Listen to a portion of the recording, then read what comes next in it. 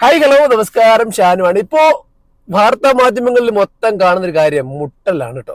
എന്തിനു മുട്ടലാണെന്ന് ചോദിച്ചാല്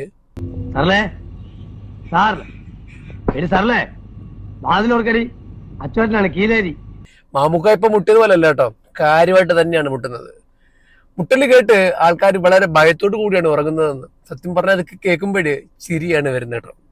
മലയാള സിനിമയില് കുറച്ച് നാളുകളായിട്ട് സ്ത്രീജനങ്ങൾ അനുഭവിക്കുന്ന കഥകള് ഒരു 2 ദിവസം മുമ്പ് റിപ്പോർട്ടായിട്ട് പുറത്തു വന്നു. നമ്മളെല്ലാവരും ആ വാർത്ത കണ്ടതാണ്. അതിൽ മെയിനായിട്ടും പറയുന്നത് പ്രധാനപ്പെട്ട താരങ്ങൾ, അതുപോലെ തന്നെ മികച്ച സംവിധായകരൊക്കെ സിനിമയിൽ അവസരം കൊടുക്കാൻ വേണ്ടിയിട്ട് നടിമാരോട് പറയുന്നൊരു കാര്യമുണ്ട്: ഞങ്ങൾ മുട്ടപ്പെടും, നിങ്ങൾ തുറക്കപ്പെടണം. സത്യം പറഞ്ഞാൽ ഇവരെ ഈ മുട്ടല് കേട്ടിട്ട് ഇത്രയും ഭയപ്പെട്ടിട്ടും ഇവർ ഈ സിനിമയിൽ തന്നെ പിടിച്ചു നിൽക്കാൻ കാരണം നമ്മളാണ്. നമ്മളെപ്പോലെയുള്ള കുറച്ച് പാവപ്പെട്ട പ്രേക്ഷകരാണ്. അതായത് നമ്മൾ ഇവരെ കാണുമ്പോൾ എന്തോ വലിയ ആൾക്കാരാണെന്നുള്ള രീതിയിൽ ഇവരുടെ പുറകിൽ പോകുന്നു, സെൽഫി എടുക്കുന്നു, അതുപോലെ തന്നെ അവർക്ക് വേണ്ടിയിട്ട് കൈയടിക്കുന്നു, അവരുടെ സിനിമകൾ ആദ്യം കണ്ടെന്നുള്ള രീതിയിൽ നമ്മൾ എന്തൊക്കെയോ രീതിയിൽ അവരെ പുകഴ്ത്തി പറയുന്നു. അങ്ങനെ ഇവരെ നമ്മൾ ഒരു മായ ലോകത്ത് നിർത്തിയിരിക്കുകയാണ് സത്യം പറഞ്ഞാല്. അപ്പൊ അവർക്കൊരു സ്റ്റാർ, ആ ഒരു പദവി കിട്ടുന്നത് കൊണ്ട് അവർ എന്ത് അഡ്ജസ്റ്റ്മെന്റിന് തയ്യാറാവുന്നുള്ളതാണ് സത്യം. കാര്യം അവർ ഒരു വട്ടം ഇത് അനുഭവിച്ച ഒരാള് തീർച്ചയായിട്ടും എന്ത് ചെയ്യും, ഇതിനു വേണ്ടിയിട്ട് അവരെന്തും ചെയ്യും. അപ്പൊ ഇവരെ ഈ ഇത്രത്തോളം പൊക്കി നിർത്തുന്നത് നമ്മളാണ്. നമ്മൾ ഇവരുടെ സിനിമകൾ കാണാൻ പോകുന്നു, സിനിമകൾ കണ്ടു, ആ നോർമൽ രീതിയിൽ കണ്ടിറങ്ങിയിട്ട് അടുത്ത സിനിമകൾക്ക് വേണ്ടി വെയിറ്റ് ചെയ്യുന്നൊക്കെയാണെന്നുണ്ടെങ്കിൽ ഓക്കെ. പക്ഷെ ഇതങ്ങനെയൊന്നുമല്ല. ഇതൊരു സ്റ്റാറിനെ ഇഷ്ടപ്പെട്ട് കഴിഞ്ഞാൽ, ഒരു താരത്തെ ഇഷ്ടപ്പെട്ട് കഴിഞ്ഞാൽ പിന്നെ അദ്ദേഹം സ്റ്റാറാണ്. അദ്ദേഹം സ്റ്റാർ എന്ന് പറഞ്ഞാൽ നമ്മൾ അദ്ദേഹത്തെ കാണാൻ ഓടിച്ചെല്ലുന്നു, അദ്ദേഹം ഉദ്ഘാടനത്തിന് വന്ന് നമ്മൾ പറന്നു ചെല്ലുന്നു. അതുപോലെ തന്നെ അദ്ദേഹം എവിടെ എന്തെങ്കിലും വഴിക്ക് പുറത്തിറങ്ങി സെൽഫി എടുക്കാൻ ആൾക്കാർ കൂടുന്നു. ഇതൊക്കെ കാണുമ്പോൾ അദ്ദേഹത്തിന് ഇതല്ലേ എന്നെ കാണാൻ വേണ്ടി ആൾക്കാർ ഇത്രത്തോളം കഷ്ടപ്പെട്ട് വരുന്നേ, ഇപ്പൊ ഞാൻ എന്തൊക്കെയാണ്, ആ ഒരു ചിന്താഗതി ആർക്കുണ്ടാവും? ഈ താരങ്ങൾക്കുണ്ടാവും. ഇപ്പൊ ഈ താരങ്ങള് ഇങ്ങനെ ഒരു സുഖം അനുഭവിച്ചിട്ട് അവർക്ക് എന്താ പറയാ, അത് പെട്ടെന്ന് ഇല്ലാതിരിക്കാൻ വലിയ ബുദ്ധിമുട്ടാണ്. അപ്പൊ അതിനു വേണ്ടിയിട്ട് അവരെന്ത് അഡ്ജസ്റ്റ്മെന്റിനും തയ്യാറാവും എന്നുള്ളതാണ് വളരെ പരമമായ ഒരു സത്യം. അതല്ല എന്നുണ്ടെന്നുണ്ടെങ്കിൽ അവർ പറയട്ടെ, ഇപ്പൊ നമ്മുടെ നാട്ടില് എത്രത്തോളം പോയിട്ട് ശമ്പളം ലക്ഷങ്ങൾ വാങ്ങുന്ന സ്ത്രീകൾ എത്ര പേര് നമ്മുടെ നാട്ടിലുണ്ട്? നല്ല വിദ്യാഭ്യാസമുള്ള, അതുപോലെ തന്നെ ഉയർന്ന തസ്തികയിലൊക്കെ ജോലി ചെയ്യുന്ന ഒരുപാട് ആൾക്കാർ നമ്മുടെ നാട്ടിലുണ്ട്. നമ്മൾ അവരുടെയൊക്കെ പുറകിൽ പോയിട്ട് സെൽഫി എടുക്കാറുണ്ടാവും? ഒരിക്കലും ഇല്ല.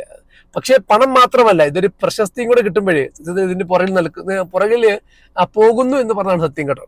അല്ലെന്നുണ്ടെങ്കിൽ എന്തുകൊണ്ടാണ് ഇവർക്ക് ഒരു അനുഭവം ഉണ്ടാകുമ്പോൾ തന്നെ ഇത് പുറത്ത് പറഞ്ഞിട്ട് ആളുകൾക്കെതിരെ ആക്ഷൻ എടുക്കാൻ നിൽക്കാത്തത്? എന്തുകൊണ്ടാണ് പറയേ?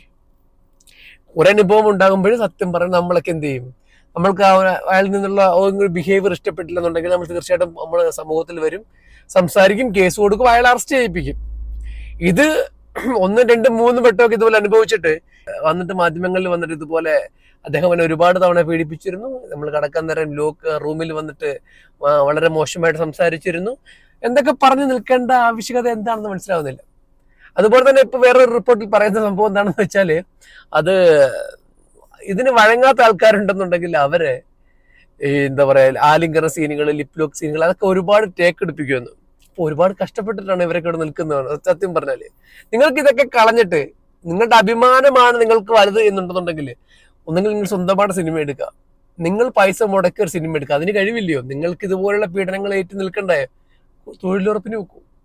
ഡെയിലി 500, 600, 700, 800 ഒക്കെ കിട്ടുന്നുണ്ട്. ആരുടെയും പീഡനമില്ല. രാവിലെ 7 മണിക്ക് ഇറങ്ങാ, ഒരു 3 മണിയാകുമ്പോൾ തിരിച്ച് വീട്ടിൽ വരാം, അല്ലെങ്കിൽ പോട്ടെ 5 മണിക്ക് വീട്ടിൽ വരാം, 3 നേരം സുഭക്ഷണ ഭക്ഷണം കഴിക്കാം, രാത്രിയിലെ സ്വസ്ഥമായിട്ട് കിടന്നുറങ്ങാം, ആരും വന്ന് വാതിലിൽ മുട്ടില്ലെന്നുള്ളതാണ്. ഈ ഒരു അവസരത്തില് ഒരുപാട് തെറി വിളിച്ചതാണ് എല്ലാവരും തിലകൻ അന്ന് പറഞ്ഞ കാര്യങ്ങളൊക്കെ ഇപ്പോൾ സത്യമായിക്കൊണ്ടിരിക്കുകയാണ്. പത്മപ്രിയ എന്ന് പറയുന്ന നടിയെ ഒരു സംവിധായകൻ ആ ലൊക്കേഷനിൽ അവിടെ ക്യാമറ ബ്ലോക്കിൽ വെച്ച് തല്ലി എന്നാണ് ഞാൻ അറിഞ്ഞത്. തല്ലിയപ്പോൾ ആ യൂണിറ്റിലുണ്ടായിരുന്ന ആരും അതിനെതിരായി പ്രതികരിച്ചില്ല. അത് നല്ല സ്വഭാവമാണോ? ഞാനുണ്ടായിരുന്നു, ഞാൻ പ്രതികരിച്ചേനെ, ഞാൻ പ്രശ്നം ഉണ്ടാക്കിയേനെ. ഇവിടെ സംഭവിച്ചാൽ അത് തന്നെയാണ്. ഞാൻ തുറന്നു പറയുന്നു, അമ്മയോട് എനിക്ക് ബഹുമാനമാണ്, അമ്മ എന്ന സംഘടനയോടും. പക്ഷെ ആ സംഘടനയിൽ ഇരിക്കുന്ന എക്സിക്യൂട്ടീവിലെ ചില അംഗങ്ങൾ ചെയ്യുന്ന പ്രവൃത്തികൾ വളരെ മോശമാണ്. ഒരു മാഫിയ പോലെയാണ്, തീവ്രവാദപരമാണ്. ഇതിലെ കുറച്ച് ആൾക്കാര് ഈ ഒരു സംഭവത്തിന്റെ പുറകിൽ ഉണ്ടെന്നാണ് പറയുന്നത്. പവർ ടീം എന്നൊക്കെ പറഞ്ഞ് കുറച്ച് ആൾക്കാർ പുറകിൽ വരുന്നുണ്ട്. 10-15 പേരടങ്ങുന്ന ഒരു ടീം അവരാണ് നിയന്ത്രിക്കുന്നതെന്നൊക്കെയാണ് പറഞ്ഞിരിക്കുന്നത്. ആളുകളുടെ പേരൊന്നും പുറത്തു വന്നിട്ടില്ല, പുറത്തു വരുത്തതുമില്ല. കാര്യം അത്രത്തോളം പിടിപാടുള്ള ആൾക്കാരാണ് അവരൊക്കെ. അല്ലെങ്കിൽ എന്നെ ഇവർക്കെതിരൊക്കെ ആക്ഷൻ എടുക്കാൻ കഴിഞ്ഞാൽ. പക്ഷെ നിങ്ങൾ ഈ സ്ത്രീകളാണ് ഇനിയെങ്കിലും ചിന്തിക്കേണ്ടത്. ഇതുപോലുള്ള വിഷയങ്ങളില് ഇറങ്ങിത്തിരിക്കുമ്പോഴേ, അല്ലെങ്കിൽ ഇങ്ങനെയുള്ള ഒരു വട്ടം, ഒരൊറ്റ വട്ടം അയാളെ നമ്മുടെ സമൂഹ മാധ്യമങ്ങളുടെ മുന്നിൽ അല്ലെങ്കിൽ നമ്മളുടെ നാട്ടുകാരുടെ മുന്നിൽ കൊണ്ടുവന്നാൽ പിന്നെ അയാൾ എന്ത് ചെയ്യില്ല, ഈ പരിപാടിക്ക് നിൽക്കില്ല.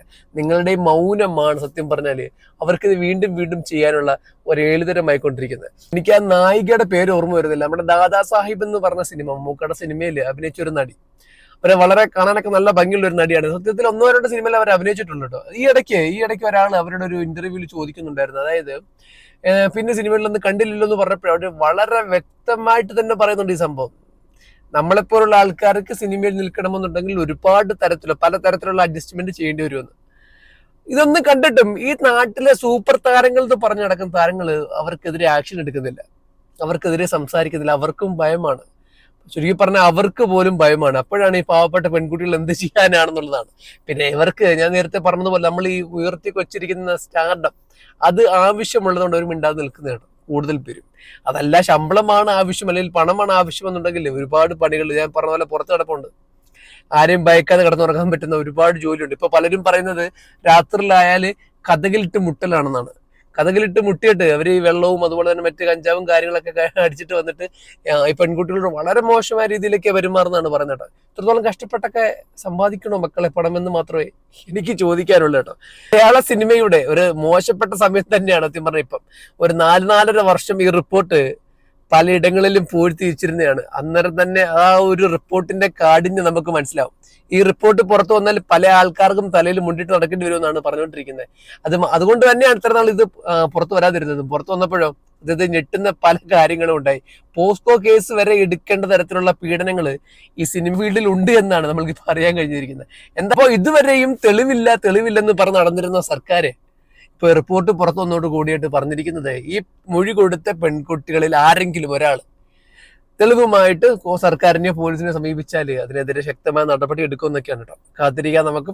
നമ്മൾ ഒരുപാട് ജയ് വിളിച്ചിട്ടുള്ള, ഒരുപാട് കൈ അടിച്ചിട്ടുള്ള, നമ്മൾ ഒരുപാട് മനസ്സിൽ കൊണ്ടുവന്നിട്ടുള്ള ഏതെങ്കിലും പ്രിയപ്പെട്ട താരങ്ങൾ ഇതിന്റെ പുറകിലുണ്ടോ എന്ന് കണ്ടറിയാം. അപ്പോഴ് ഒരു കാര്യം കൂടെ പറഞ്ഞു നിർത്താം, ബഹുമാനിക്കേണ്ടവരെ ബഹുമാനിക്കുക. നിങ്ങൾക്ക് അത്രത്തോളം ഇഷ്ടമാണ് ജയ് വിളിക്കാനും അല്ലെങ്കിൽ കൈയടിക്കാനും ഒക്കെ അത്രത്തോളം ഇഷ്ടമാണെന്നുണ്ടെങ്കിൽ, നിങ്ങൾക്ക് ആരാധിക്കാൻ ഇഷ്ടമാണെന്നുണ്ടെങ്കിൽ, നിങ്ങൾക്ക് പോസ്റ്ററുകൾ തയ്യാറാക്കാൻ ഇഷ്ടമാണെന്നുണ്ടെങ്കിൽ നിങ്ങൾ തയ്യാറാക്കേണ്ടത് നമ്മുടെ നാടിന് വേണ്ടി കാത്തു നിൽക്കുന്ന, നമ്മൾ ഉറങ്ങുമ്പോൾ നമ്മുടെ നാടിന് വേണ്ടി ഉണർന്നിരിക്കുന്ന ജവാന്മാരെയാണ്. അവരെ നിങ്ങൾ സ്നേഹിച്ചാല് അല്ലെങ്കിൽ അവർക്ക് വേണ്ടി നിങ്ങൾ കൈയടിച്ചാല് അതൊരിക്കലും നമ്മൾക്കും നമ്മുടെ നാടിനും നഷ്ടമാകില്ലെന്ന് ഓർമ്മിപ്പിച്ചുകൊണ്ട് പുതിയൊരു വീഡിയോ ആയിട്ട് വീണ്ടും കാണാം. അതുവരേക്കും ഗുഡ് ബൈ.